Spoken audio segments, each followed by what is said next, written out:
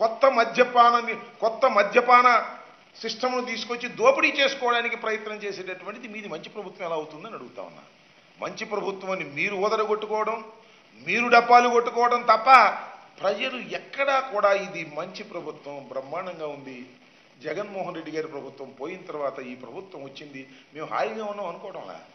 జగన్మోహన్ రెడ్డి గారి ప్రభుత్వాన్ని ఎందుకు దించేశాము అని పశ్చాత్తాపడే విధంగా మీ 100 రోజుల పరిపాలన ఉంది అనేది చాలా స్పష్టమైనటువంటి విషయం అని ఈ సందర్భంగా నేను మనవి చేస్తున్నాను. అంతేకాదు,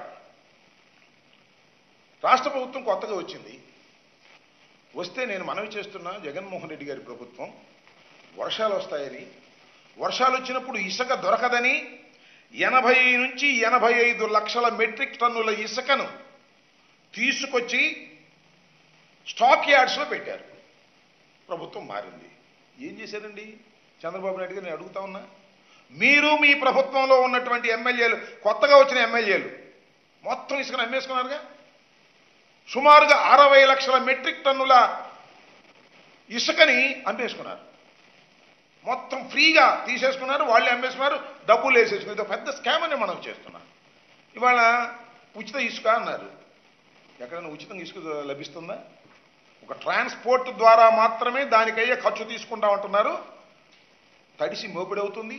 చాలా చోట్ల మా ప్రభుత్వం, జగన్మోహన్ రెడ్డి గారి ప్రభుత్వం అధికారంలో ఉన్నప్పుడు కన్నా ఎక్కువ రేట్లకు ఇసుక సప్లై అయ్యే దీనస్థితికి మీరు నెట్టబడ్డారు ప్రజలంటే మీది మంచి ప్రభుత్వమా?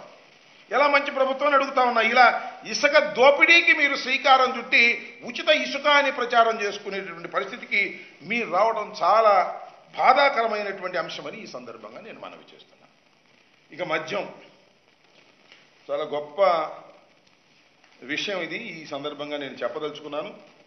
అదేమిటంటే, చంద్రబాబు నాయుడు గారు ఆయనకున్న పత్రికల్లో వేస్తున్నారు, ఇక నాణ్యమైన మద్యం.